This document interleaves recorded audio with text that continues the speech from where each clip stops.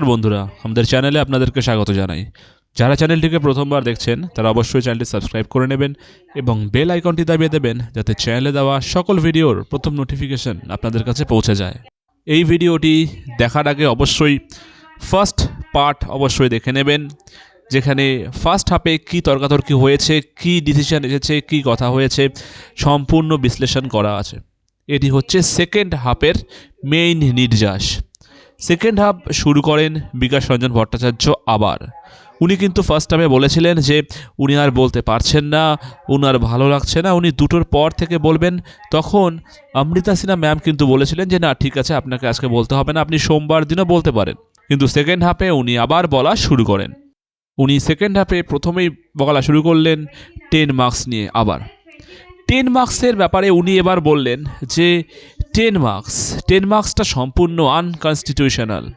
আমরা যারা, উনি আসলে ফ্রেশার ক্যান্ডিডেটসদের রিপ্রেজেন্ট করছেন, তো উনি বলেন আমি তো ফ্রেশার ক্যান্ডিডেটসদের রিপ্রেজেন্ট করছি, তো সেই রেসপেক্টে যে ডোরওয়ে দিয়ে মাপা হচ্ছে 2016 সালের not specified to be tainted ক্যান্ডিডেটদের, ফ্রেশার ক্যান্ডিডেটদের কেন সেই ডোরওয়ে দিয়ে যাওয়ার কথা বলা হচ্ছে? আমরা তো সেই সময়ে স্পেসিফাইড টেন্টেড ক্যান্ডিডেট ছিলাম না, তা আমাদেরকে কেন সেই আনটেন্টেড বলুন অথবা not specified to be tainted, সেটা হচ্ছে সেই ক্যান্ডিডেটের তালিকায় কেন ফেলা হচ্ছে? তাদের সাথে আমাদের কেন পরীক্ষা দিতে বলা হচ্ছে? পরীক্ষা দিতেই হয়, তাহলে এই যে 10 মার্কসের অ্যাডভান্টেজ নিয়ে কেন পরীক্ষা দেওয়া হবে? এক জায়গায় নিয়ে এসে সবাইকে 10 মার্কসটা বাতিল করে সবাইকে এক জায়গায় নিয়ে এসে তারপরে কম্পিটিশান হোক, এটা কেমন কম্পিটিশান? কেউ আগিয়ে অলরেডি আছে আর কেউ পিছিয়ে পিছিয়ে আছে, এভাবে তো কম্পিটিশান ফেয়ার হয় না। তিনি এটাও বলেন যে যদি সরকার মনে করে এই নিয়োগ প্রসেসটাকে চালিয়ে যেতে চায় তাহলে চালাক, আমাদের কোনো অসুবিধা নেই, কিন্তু তাহলে 10 মার্কসটা সম্পূর্ণ বাদ দিয়ে দেওয়া হোক, সবাইকে এক লেভেলে আনা হোক, তখন দেখা যাবে কে কত বেশি মেরিটোরিয়াস। কারণ সরকার তো চাচ্ছে যে যারা সত্যিকারের এলিজিবল ক্যান্ডিডেট, সত্যিকারের ট্যালেন্টেড ক্যান্ডিডেট, তাদের চাকরি দেওয়ার জন্য। তাহলে যদি তাই সরকার চায় তাহলে সেই যে মাপকাঠি সেটা এন্ট্রি ডোরেই থাকা উচিত, অন্য জায়গায় নয়। তখন অমৃতা সিনহা ম্যাম বলেন, তার মানে আপনি সম্পূর্ণ যে আপনারকে যে রিট পিটিশন, সেটা তার মানে 10 নম্বর এক্সপিরিয়েন্স পয়েন্টের এগেনিস্টে আপনার রিট পিটিশন। তখন বিকাশ রঞ্জন ভট্টাচার্য মহাশয় বলেন যে শুধুমাত্র 10 নম্বর নয়, এন্টায়ার সিলেকশনের ওপরেই আমাদের রিট পিটিশনটি। বিকাশ রঞ্জন ভট্টাচার্য মহাশয় বলেন যে যদি সরকারকে নিয়োগ করতে হয় তাহলে দরকার হলে সরকার আলাদা আলাদা করে করুক না। সুপ্রিম কোর্টের অর্ডার তো বারে বারে বলেছে অ্যাফোরসেইড পোস্ট 2016 সালে যে সিট ছিল সেই সিটে 2016 সাল দেরি শুধুমাত্র পরীক্ষা নিক আর তাতে 10 মার্ক দিক, কিন্তু 2016 সালের মধ্যেই থাকবে। আর ফ্রেশারদেরটাকে একদম আলাদা করে ফ্রেশারদের পরীক্ষা হোক। এরপর তিনি প্যানেল এক্সপায়ার হওয়া ক্যান্ডিডেটদের 2016 সালে নিয়োগ নিয়ে কথা বলা শুরু করেন।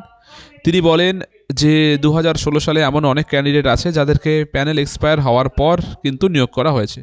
তখন ম্যাম বলেন যে হ্যাঁ, আমি অলরেডি একটা অর্ডার দিয়েছি যে যারা যারা 2016 সালের নিয়োগ পেয়েছে প্যানেল এক্সপায়ার হওয়ার পর, তাদের টোটাল ডিটেলস কমিশনকে কিন্তু প্রকাশ করতে হবে 10 তারিখের মধ্যে। 10 তারিখ লাস্ট ডেট দেওয়া আছে, তার মধ্যে প্রত্যেকের নাম প্রকাশ করতে হবে যারা পরবর্তীকালে মানে প্যানেল এক্সপায়ার হওয়ার পরে চাকরি পেয়েছে।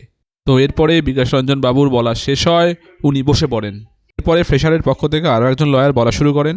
উনি বেশি কিছু বলেননি, উনি কিছু পয়েন্ট জাস্ট বলেছেন। যেমন ফার্স্ট পয়েন্ট উনি বলেছেন যে এই যে 10 বছরের এক্সপিরিয়েন্স দেওয়া হচ্ছে, কমিশন যে স্বচ্ছ ভাব দেখাচ্ছে, সবাইকে স্বচ্ছভাবে সব লিস্ট দিচ্ছে, এখানে অনেক কিছু দেখার জিনিস আছে। যেমন 21 বছর বয়সে অনেকে চাকরি পাচ্ছে, কিন্তু তার নাম এসেছে লিস্টে, কিন্তু তার কাছে দেখাচ্ছে 10 বছরের এক্সপিরিয়েন্স আছে। তাহলে সে যদি 21 বছর বয়স হয়, কেমন করে তার কাছে 10 বছরের এক্সপিরিয়েন্স থাকলো? তাহলে এটা কি একটা ধরনের স্ক্যাম নয় কি? তাহলে স্বচ্ছ ভাব যে কমিশন দেখাচ্ছে এটা কিন্তু সম্পূর্ণ মিথ্যা। এখানে ওনার বক্তব্য শেষ হয়। এরপরে ফিরদৌস শামীম মহাশয় বলা শুরু করেন। উনি কিছু দারুণ পয়েন্ট বলেছেন। যেমন প্রথমে যদি বলতে লাগে, প্রথম কথা উনি রিপ্রেজেন্ট করছেন 2016 সালের যারা ওয়েট লিস্টেড ক্যান্ডিডেট ছিলেন তাদের। এবার সেই কথা বলতে গিয়ে উনি যেটা বললেন সেটা হচ্ছে সবচেয়ে বেশি ডিপ্রাইভ হয়েছে 2016 সালের যারা ওয়েট লিস্টেড ক্যান্ডিডেট তারা। কেন? কারণ প্রথম কথা, তারা চাকরিটাই পায়নি 2016 সালে, কারণ সরকার করাপশান করেছে। তাহলে সরকার করেছে করাপশান, ভুগতে হয়েছে 2016 সালের ওয়েট লিস্টেড ক্যান্ডিডেটের। এরপরে 2016 সালের যারা ক্যান্ডিডেট ছিলেন, প্রথমত তাদের তো ডিপ্রাইভ করা হলোই, তারা আবার 2025 সালের পরীক্ষায় বসলো। এবার তারা 60-এ 60 পেল, 100% মার্কস। বাট তারপরে আবার তারা চাকরি পেল না। কেন? কারণ সরকার এবার বুদ্ধি করে 10 নম্বর এক্সপিরিয়েন্স পয়েন্ট নিয়েছে, যেটা সম্পূর্ণ আনকনস্টিটিউশনাল। তাহলে ব্যাপারটা কি হলো?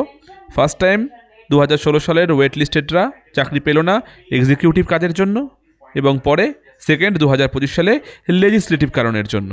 তো তখন অমৃতা সিনহা ম্যাম বললেন, ঠিক আছে, আমরা বুঝতে পেরেছি যে সম্পূর্ণ ব্যাপারটি 10 মার্কসের জন্যই হচ্ছে। তাহলে আচ্ছা, এটা নিয়ে পরে আবার কথা হবে। এবার ব্যাপারটা এরকম দাঁড়ালো লাস্টে গিয়ে যে আগামী সোমবার আবার উঠছে 24 নম্বর কেস, যেখানে আবার এই 10 মার্কস নিয়ে কথা হবে। সেদিন দেখার যে পিটিশনের পক্ষ থেকে বলা শেষ হয়েছে কি হয়নি, আর যদি হয়ে থাকে তাহলে সরকার পক্ষ এর এগেনস্টে কী অ্যান্সার দেয়। যাই হোক, তো আজকের এই হলো টোটাল কেসের ঘটনা।